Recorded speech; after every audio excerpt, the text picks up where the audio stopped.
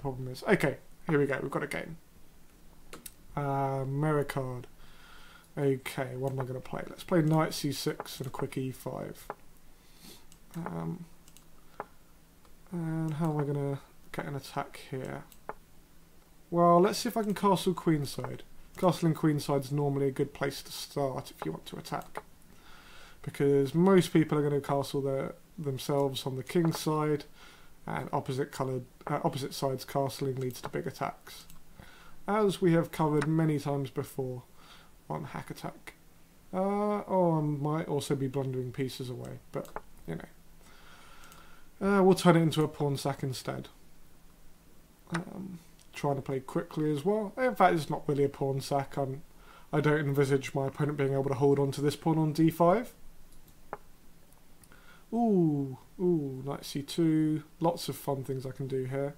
Can I play knight takes here? I've got too many interesting moves, and I should just play one of them. Ooh, if takes... Let me just try this. It almost certainly doesn't work as a piece sacrifice, but it does trap his king in the centre of the board, so I'm going to give it a go and see what happens. Maybe I should have taken on g2 first, but then he had bishop f3. Probably more likely I should have just not sacked the piece. But bishop f3, I can move the queen out of the way, so he's just decided to give me the piece back. Now I need to tuck my king on b8 so that I don't get mated. And what am I, a pawn or two up at the moment? But things are very, very unclear. But I do have 20 seconds against 10 because it's been very, very complicated and my opponent couldn't really calculate his way out of trouble quickly enough to escape. So I think I'll be winning this game. My opponent's just about to lose on time. I will give him a rematch.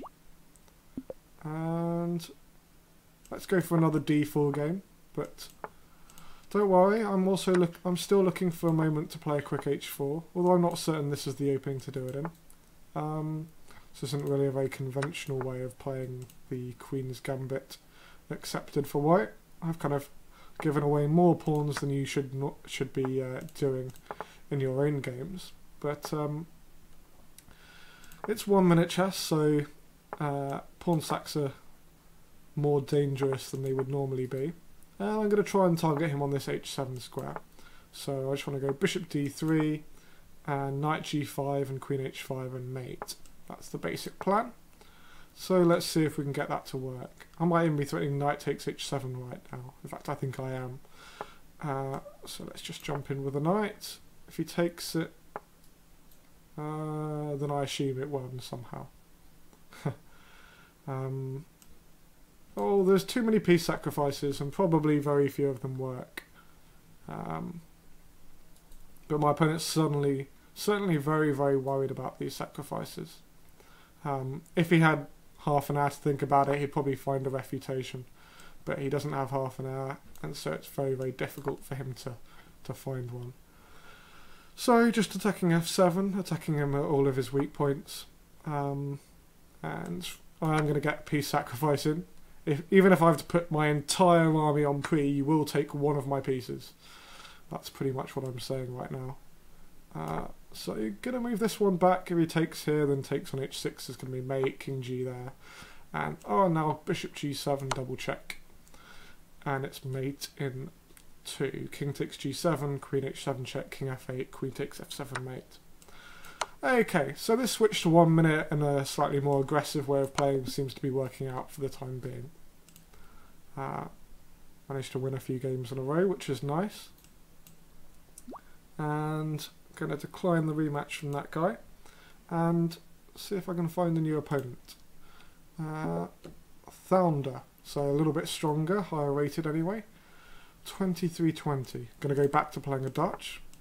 And I'll try a Leningrad this time. Ooh, he's played an early knight c3, so I'm going to cut out his early d5 and e4 intentions by playing an early d5 myself to get a grip over the position.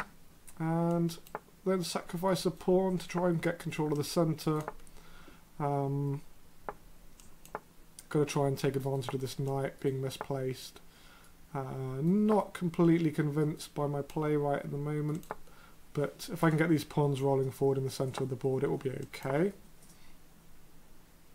Because I'm certainly not winning back the pawn anytime soon here. How to go about this attack? Let's swing the queen over to the king side.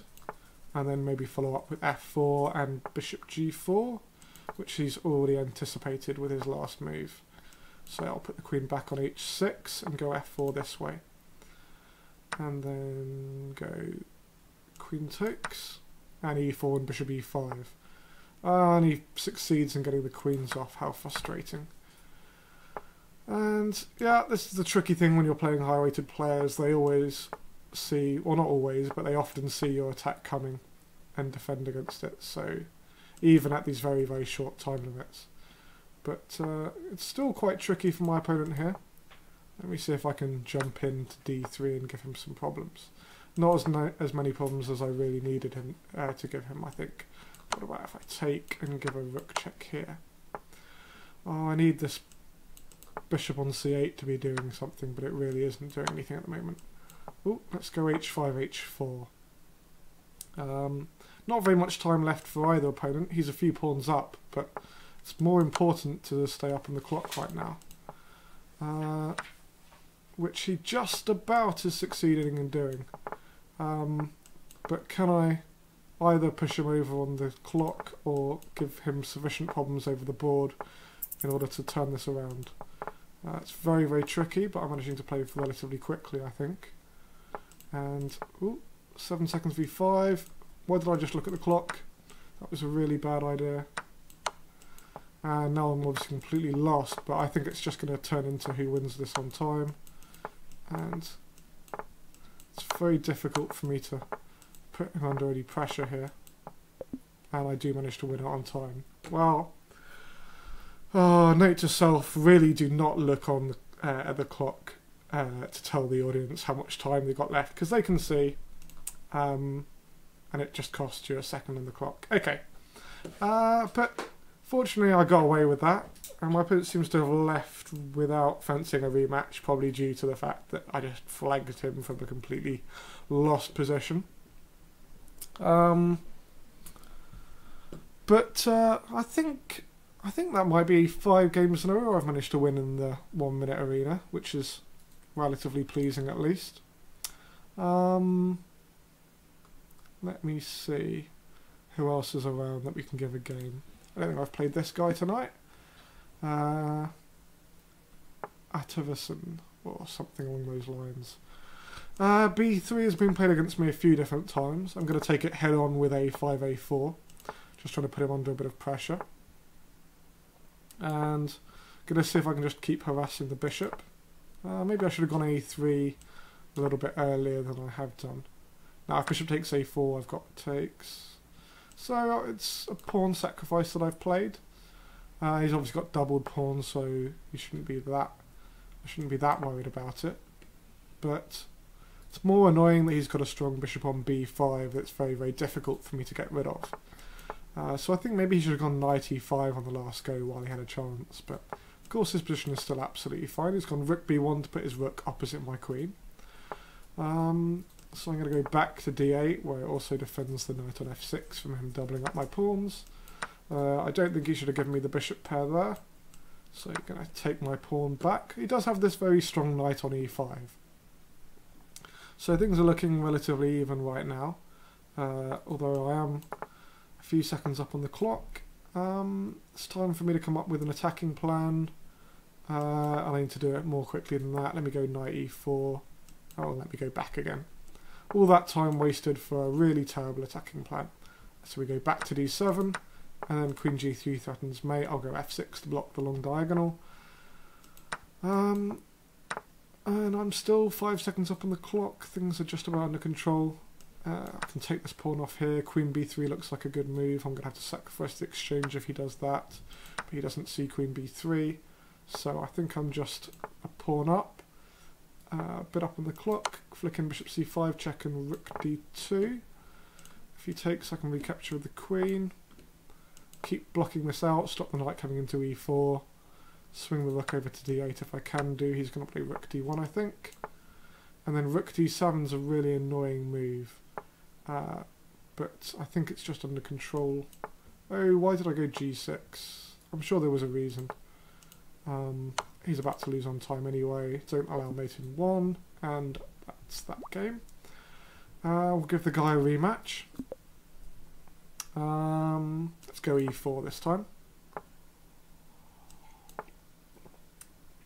And as soon as they've gone g6, that's an excuse to play h4. He's blocked off with that, so I'm just going to be attacking on as many different squares as possible. Then I'll just calmly castle and push the f-pawn down the board instead. Because there must be some sacrifices that work in these positions. Oh, I'm one piece short of having a win just now, so I'm going to try and swap off his defensive knight on e7. So now I'm threatening to take on this square. Oh, and now I can just win material. Oh, that's really disappointing. I was hoping I could do something better than that. Well, actually, I've got to be really careful. If it wasn't for the fact this was check, he'd have bishop d4, followed by queen takes h4 mate, but obviously knight takes f8 was check, hitting the king on h7. But now I should just be winning here, because everything is falling apart.